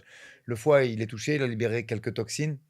Et du coup, ça se balade un peu dans le corps. C'est pour ça que des mecs qui sont vraiment KO, tu les vois, ils ont les yeux jaunes et tout. En fait, c'est toutes les toxines que le foie a libérées. C'est un peu comme une éponge, le foie, tu vois. Donc, voilà, il a l'habitude de ce genre de situation, il relâche. Et là, il repart. Effectivement, on a l'impression qu'il est très bien, en tout cas, à l'entame du troisième. Monsieur Cassata? Petre, 19. 19, Petroyan. On est donc à 19-19. C'est là que c'est chaud, c'est ça qu'on aime. Et on arrive sur le 3. Magnéto, même si on a quelqu'un dans le public qui est à 20-18. Donc Yann a déjà, si O'Malley ne le caote pas, c'est fini. C'est fini. Avec Petroyan qui l'a déjà emporté. On lance le 3. Bon courage. Là, d'ici, dans les commentaires, c'est intéressant, dit « he belongs ». C'est-à-dire que tu vois, la question qu'on se posait sur O'Malley au début, dit « il était à sa place contre Petr Yan », ce qui est déjà une victoire en soi. Là, il est hyper crédible. On rappelle qu'il est ultra favori, Yann. Oui, dans la pensée commune des experts. Le mec, il arrive, il débarque, il n'a pas fait une perf de ouf avant. Et là, regarde, il commence même à prendre confiance, là, O'Malley. Pourtant, c'est chaud de prendre confiance. Il a passé l'enfer à un carcan dans le deuxième, tu vois. Et là, tu vois, il refait des feintes. Et l'autre, c'est un animal en plus en face. Techniquement, c'est superbe. Alors, même s'il est paré, techniquement, c'était super beau, ce kick sauté. Il y avait eu un bon travail de jab au début du round de O'Malley. Il va être très difficile à juger, Aldric, ce round-là. C'est pour ça que verdict, c'est le plus près. Ces front kicks, ils font vraiment du mal, tu vois. On peut pas, on n'a pas le son, sinon ça fait déprogrammer la vidéo, mais il pique les front kicks qu'il envoie, même le low kick et tout. Là, le travail en legs de O'Malley est hyper intéressant. Alors, les jabs qui passent. C'est des jabs qui touchent, tu vois. Alors, c'est vrai que c'est des jabs de distance plutôt, mais ça touche. Il va y avoir quelque chose de visuel en plus dans ce round qui va encore changer la difficulté à juger ça. Vous allez le voir bientôt. C'est la publicité Vous allez surtout voir la pub pour l'instant. Merci. Merci YouTube. Il y a un combat d'1 quart d'heure, on a 4 pubs quand même. On va rien dire parce qu'on en met aussi. Mais... les gars, faut les payer les studios. Hein. Et la paye d'Herminé, parce qu'il vous a pas dit. Herminé coûte cher. Hein. On va rajouter quelques pubs quand même alors. Quelques-unes.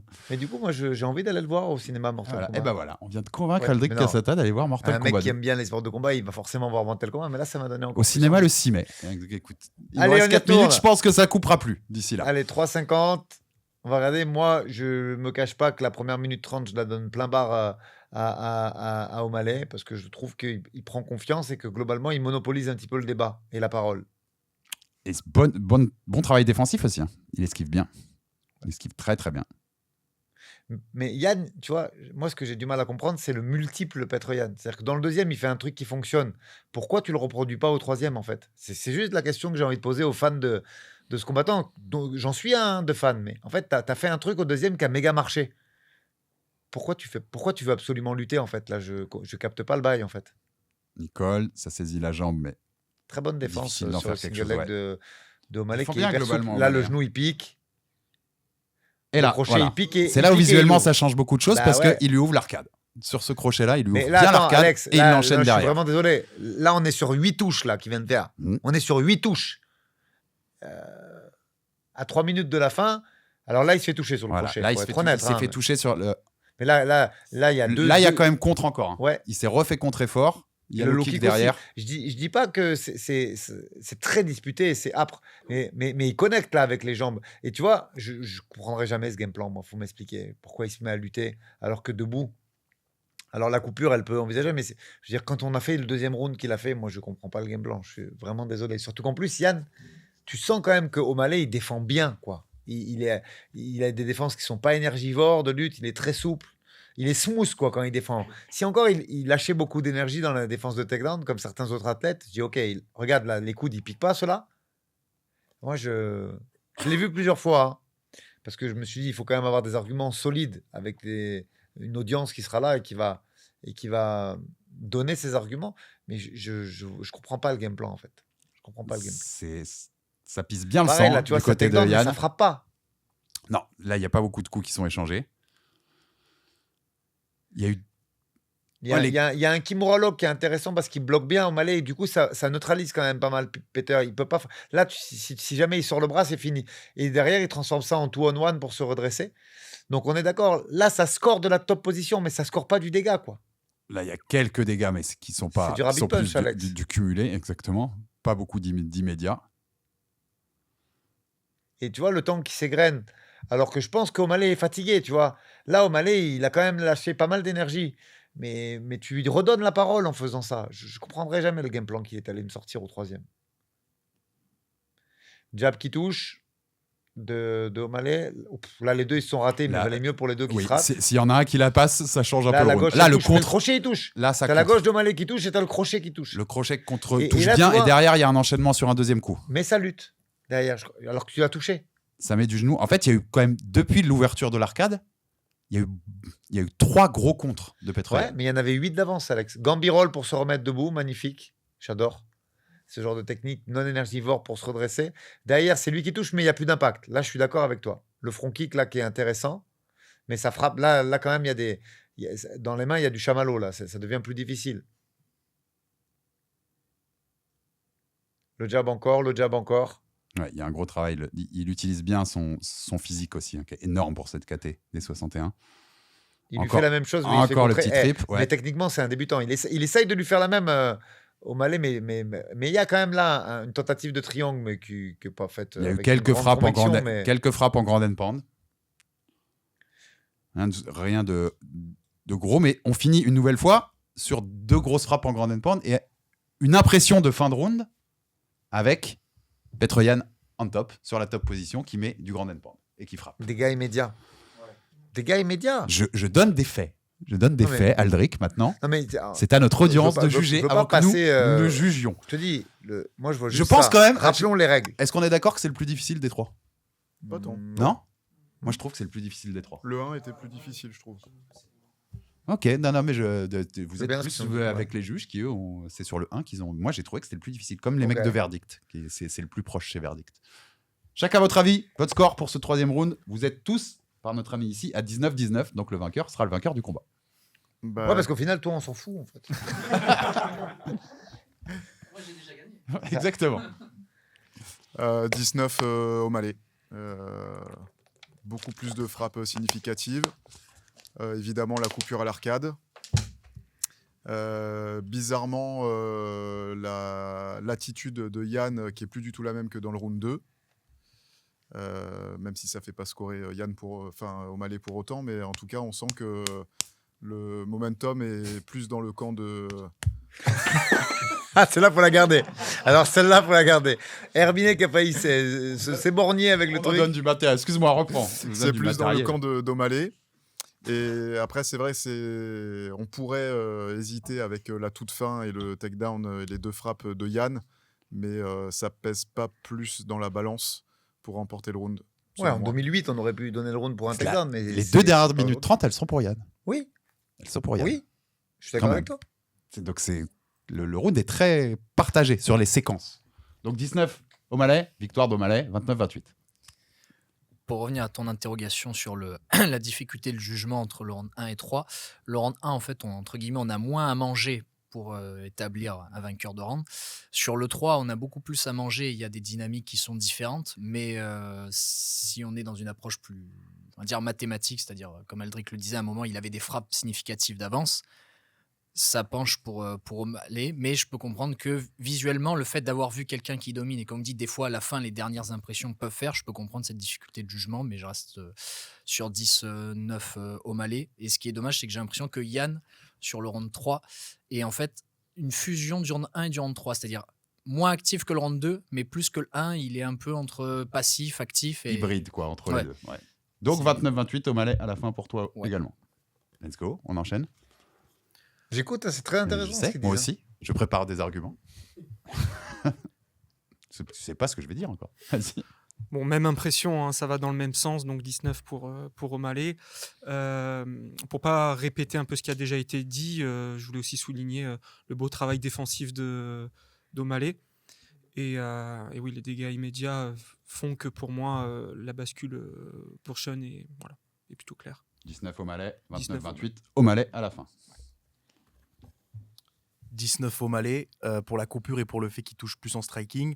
Après, Yann l'emmène au sol, mais ça manque de dégâts. Et O'Malley se relève quand même relativement. Il arrive quand même à se relever à chaque fois. Et même si Yann finit bien, je trouve que c'est serré quand même, mais un peu plus O'Malley quand même.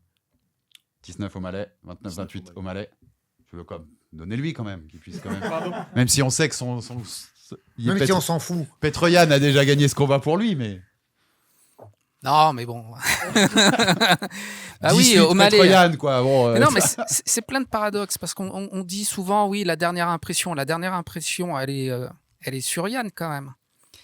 Mais les dégâts, le striking, je comprends pas ce qu'il a fait sur ce 3e. Donc 19 quand même O'Malley. Mais t'as 29-28 Yann à la fin, toi, vu tes 2 premières. C'est bien, c'est intéressant. Donc, moi, je rejoins tout le monde 19 O'Malley. Par contre, j'ai une question.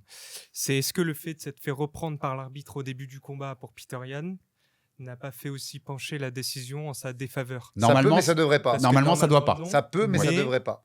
Et dans un combat serré comme ça, est-ce qu'en fait, ça ne peut pas te faire basculer le combat, tout Non, simplement? moi, à mon avis, c'est la coupure qui fait basculer. Non, je pense pas parce qu'en effet, ou alors si ça fait basculer à cause de ça, les juges sont plus mauvais que je le pense. C'est Non. déjà qu'ils sont mauvais, mais À part mon cousin italien, c'est quand même des juges qui sont assez connus, tu vois. Pour la plupart, du coup, je pense que c'est vraiment la coupure qui c'est vrai l'a que mis dedans. l'italien, on le voit moins que. C'est pas un nom Non. qu'on voit Non. habituellement. Donc 19 au Malais quand même. Et 29-28 au Malais. On n'a qu'un homme qui a mis Petroyan gagnant de ce combat-là pour Mais parce que l'instant. c'est évident, Alexandre Binet. C'est évident, tout simplement. J'arrive. Pareil, 19 au Malais. Pour l'arcade, qui saigne beaucoup d'ailleurs, et il finit avec l'œil, enfin l'arcade et l'œil vachement gonflé, et ça saigne beaucoup. D'ailleurs, petite info, c'est le genou ou c'est le crochet qui ouvre? C'est le crochet. C'est le Ouais, crochet. En le revoyant, Ok. c'est le crochet. Ouais. Il est Ok. vraiment nickel avant. Il prend le crochet, ça Ok. saigne tout de suite. Et en fait, Le genou doit commencer à ouais, attendrir la bête. si j'avais vu que ce combat-là de Petroyan et pas vu la suite de sa carrière, typiquement ce qu'il a pu faire contre Merab par exemple, je me dirais que c'est un mec qui est un peu un intermittent, quoi. Il a fait 3 rounds, il n'y en a pas un pareil. Il rentre un peu timidement, moi je trouve, dans le combat, à part le slam. Après, il se fait dominer et puis là, il finit, mais c'est bizarre comme impression. Après, il faut juste remettre du contexte. À l'époque, c'est une punition, hein. C'est-à-dire que le mec, il vient de perdre la ceinture, on lui met un mec qui est classé 10. Mm. Ses rapports avec l'UFC sont pas 11 ouf. même. Il y avait une très sale. Moi, cette UFC, il me laisse beaucoup d'amertume. Manon a bien géré, mais il y avait une sale ambiance. Ok. Horrible qui pesait sur tout le monde. Il y avait Dana sur place. On a vu pas mal de mecs. Comment il s'appelle? Il y a Le même- Sterling Dillashaw où Dillashaw Ouais. arrive blessé, Ouais, il le était prend en quand colère même. après lui, Dana, parce que TJ arrive blessé. Il y a, comment il s'appelle là, Sean Brady, qui s'est complètement effondré Mhm. contre Contre Belal. C'est- Mohamed. c'est Il y avait une sale ambiance. C'est le main event des prélims, juste avant Manon, ça. Assez lourde, en fait, qui pesait sur cet event. Ah, Pour avoir été dans les vestiaires avec eux, c'était très lourd. La grosse team brésilienne autour d'Oliveira. Ouais, ils étaient 45, les mecs de la Les Shoot Box. Christique, là, de l'autre Ouais. côté, la team Norma. Ouais, c'est vrai que c'était chaud. C'était lourd, cette c'était UFC, pas hein. agréable. J'ai pas kiffé, moi, ma Fight Week. Ouais. Donc 19 au Malais Ouais. et 29-28 Ouais. au Malais. Un gagnant. Le gagnant, l'homme qui met Petroyan gagnant veut prendre la parole. Ouais, juste une question, parce qu'on parlait d'open score, justement. Est-ce que là, dans cette situation, ça aurait pas aidé Moi, je pense que ça aurait aidé Petre de savoir le qu'il y avait un coin, partout, parce que justement. Je pense qu'il était sûr qu'il était à 2-0. Qu'il était à 2-0. Parce que C'est moi, je possible. me mets à la place du coin, je le vois gagnant sur les Ouais, 2 premiers rounds. Après, moi, Donc, le je vais trouve- pas avoir le mot les était mêmes intéressant. mots. Moi, je le trouve suffisant, en fait. Je trouve Petroyan sur ce combat suffisant, fâché, et je pense qu'il n'en a pas du tout fait assez par rapport à son talent. Il doit le gagner, ce combat. Est-ce que non, mais la question, là, on fait pas une étude sociologique sur Petroyan. On a rejugé. Si la question est de savoir s'il est meilleur qu'au Malais, je te dis oui tout de suite. Oui. Est-ce Si qu'il la question est de savoir s'il a gagné ce combat, non, il a perdu ce combat. Tu ne tapes même plus sur le truc, tu tapes sur la Je fais de la créatine pub pour et Yann Nutrition, Nutrition. c'est fabuleux.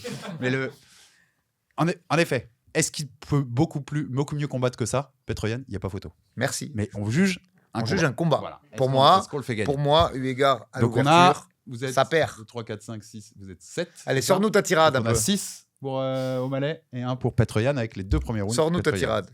Le verdâtre, Alexandre Binet. 19 Petroyan.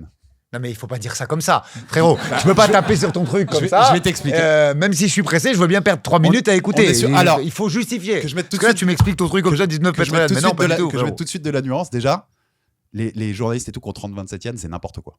Merci. Et la notion globale qui était sortie de ce fight, genre Yann s'est fait enfler, c'est faux. Ça, je suis d'accord. C'est Mais- très, mais très quand on serré. démarre, en fait, regarde, J'ai aucun souci à ce qu'on mette O'Malley gagnant on a un de ce round round. qui est divisé en deux. En fait, on a 2,30 pour Sean. En fait, je pense Sur qu'on ce se fait- troisième, je et on a pense- 2,30 sur. Attends, j'ai pas fini. Parce que là, tu t'es je allé voulais faire trop ma vite. tirade. On a 2,30 sur O'Malley et on a 2,30 sur Yann, les 2 dernières. En gros, je vulgarise, mais c'est ça. Sur les 2,30 d'O'Malley, il y a 8 frappes effectives. Sur les 2,30 de Yann, il y en a 5. Vas-y, je t'écoute. Vas-y, trouve-moi comment tu trouves. Et en plus, il se fait couper. En fait, je Vas-y, explique-moi. Je pense qu'on est très. En plus, tu l'as dit tout à l'heure. Je pense qu'on est beaucoup trompé par l'effet visuel de la coupure. Oui, Et mais que il a 3 frappes d'avance en il plus. tape au bon endroit. Je te l'ai dit déjà, moi, c'est pas des stats. Je pense Donc, que ouais, ils sont où les dégâts Ça- alors C'est le petit œuf de pigeon qu'il a là qui Ça- ressemble à un bigarreau de quand on pour était moi, petit il C'est domine, quoi, il domine plus les 2 dernières minutes 30, notamment les 3 comptes qu'il met. Si tu les regardes bien. Alors après, c'est facile parce que moi, je l'ai regardé 4 fois avant de faire mais cette oui, mais en émission. quoi il fait plus de dégâts que ce qu'il a ramassé Pour moi, il fait plus de dégâts avec ces contres-là. Et même avec la séquence de fin, je le vois faire Mais ils plus sont d'actions. hauts, les dégâts. Il est Mais immaculé presque, lui, à la Mais fin. une nouvelle fois, je te dis, j'ai aucun souci à ce qu'on me mette O'Malley vainqueur de ce C'est round. toujours pour faire chier, en fait. Non, mais on est très, très, très proche. C'est à pas grand-chose. C'est pour ça que je dis que la pensée commune qui sortait de ce combat-là, genre O'Malley a Mais volé non, pas Yann, du tout, ça pas du n'existe tout. pas. Mais Il y a zéro À vol dans aucun ce moment, combat-là. il y a un vol. Et C'est un combat très serré. Et O'Malley mérite sa victoire. On sans a souci. découvert un underdog, mais pour moi, je suis désolé, il fait le braquage, mais à cause de Yann. Mais C'est trop suffisant. Et Yann peut beaucoup mieux faire. Mais je pense vraiment qu'on est beaucoup trompé. Il tape au bon endroit, ça explose. Donc c'est très visuel. Bah oui, mais c'est pas de chance, mais c'est perdu. Mais c'est pas de l'impact. Mais je suis désolé, mais c'est ça ça veut qu'on pas manque. dire que ça a plus d'impact que les 3 comptes qu'il met. Ah, je suis Et quand pas je les d'accord revois, avec moi, les toi. 3 Non, fois. la notion de dégâts, elle n'existait pas aussi spécifiquement, mais elle a toujours existé. On est d'accord On- qu'aujourd'hui, c'est perdu avec les dégâts visuels. Complètement. Merci. Mais tu sais où je vais. Puisque Je te connais quand Eh même. oui. Le changement des critères en 2025 a mis carrément que quand il y avait visuellement quelque Mais chose ça qui devait était à déjà ce être le point-là, cas, Alex. Ils ont c'est- confirmé un truc. ça comptait Ils ont plus. corroboré un truc qui devait exister. Je savais que. Mais je te connais, je savais très bien. qu'elle allait me sortir ta Moi, je séquence travaille pas- sur pas les plat. règles qui doivent être en place ce jour-là. J'ai compris. Et je pense que c'est. Mais pour moi, trompeur. c'était déjà visuellement. sous-entendu à l'époque, les dégâts. Mais Après, c'est bien que tu le. Après, parce je, que je c'est vrai provoque un que- peu. Je savais que tu allais dire O'Malley, donc je provoque un peu. Mais c'est vrai que Sinon, ça ça fait a pas de été débat. que spécifié sur la refonte du règlement quand ils ont rajouté les appuis au sol. Mais cette notion de dégâts, elle devait déjà exister à cette époque. Mais c'est bien de là. Je savais que je te connais par cœur. Je savais oui. exactement que tu allais arriver Si tu, là-dessus. si tu lis les deux premiers, Je j'ai t'ai donné un peu à manger pour que tu le fasses. les ton deux papier. premiers, j'ai un 19 clair. Sur ma fiche, si tu lis, là, j'ai 19 Yann, mais très chaud. Tu vois, genre, je sais que ça peut. J'ai Mais aucun en tout problème cas, à ce que tous ça les balance gens côté qui ont O'Malley. crié à l'arnaque, Non, il y a pas allez vous d'arnaque. faire un twist. Oui, parce il y a que pas ça, d'arnaque. par contre, Il y a pas d'arnaque. Je peux entendre d'avoir mis Yann. Non, mais moi aussi, Mais parce déjà- que là, on fait les beaux parce qu'on a un écran Voilà. et que t'as l'angle et tout. Mais Quoi y a- qu'il arrive. Mais il n'y a pas 30-27, mais non. jamais. Et il n'y a pas de vol. Il n'y a Et aucun surtout- vol ce et soir-là. Et surtout, O'Malley Sean mérite. O'Malley a montré qu'il faisait partie des grands de ce Voilà. sport. Même si, à mon avis, effectivement, vu la performance de Merab derrière, Petroyan, c'est plus fort. Par contre, c'est Plus intéressant. fort et plus complet, mais Les- c'est un flemmard. Il s'écoute. Les co- Petroyan, pour moi, il s'écoute et il y va relax. Là, on lui a dit, il y a un gland dans son coin qui a dû lui dire tu mènes 2-0. Pas de risque.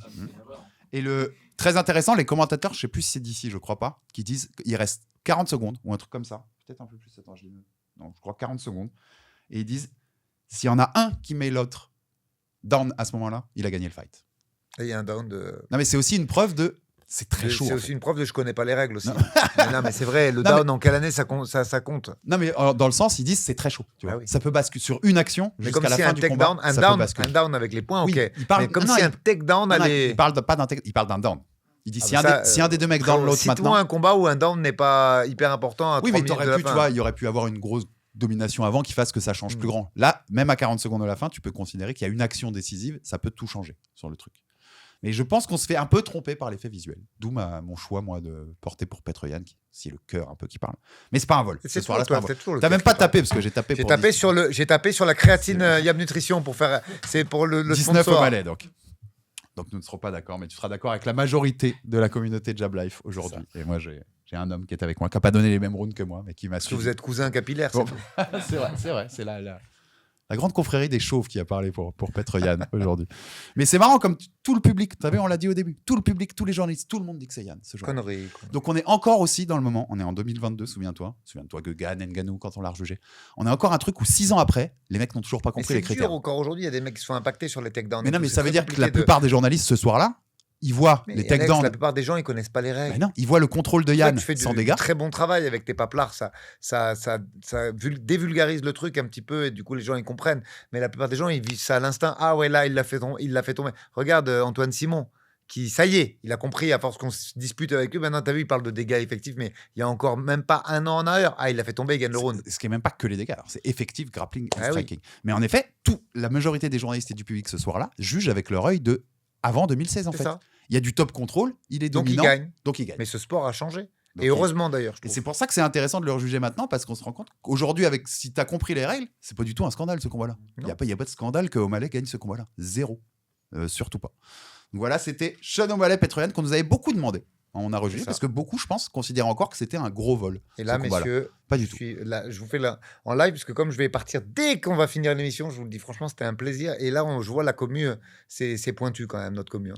C'est pas des mecs qui ont découvert le MMA il y a 6 mois. Les mecs, ils touchent, ils connaissent, ils enrobent, ils regardent. On a une commu de vrais experts quand même. Là, c'est C'était un beau. plaisir de Merci faire beaucoup, l'émission messieurs. avec vous. Quelqu'un avait une dernière remarque? toute petite et j'essaie de pas Non, prendre trop tranquille, de temps.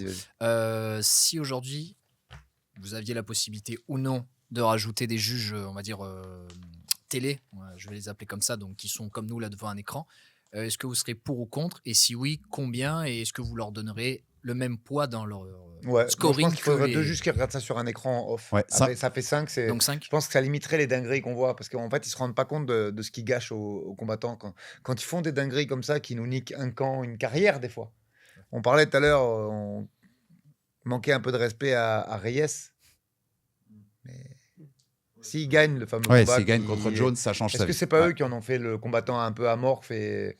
Tu vois, donc, mais on l'a tu peux dit. gâcher la vie de quelqu'un avec des conneries comme ça. Et donc, Aldric, c'est on très l'a grave. dit. Reyes, à 80 ans, si tu vas le voir chez lui, il sera en train de ruminer Bien le sûr. truc. Donc, et de tu dire, vois, ce ça a trop truc aurait d'importance changé en ma fait. vie. C'est pas une connerie, on fait pas du football. Tu peux gâcher la vie d'un mec avec une bêtise comme ça. Donc, ouais, je pense que 3 terrains et 2 écrans en backstage qui font juste qui complètent, mais dont la voix compte aussi, qui est aussi importante que les 3 autres, ce serait mieux déjà. 100% d'accord avec Aldric, 5 juges. 5 juges au moins et peut-être en effet 2 extérieurs.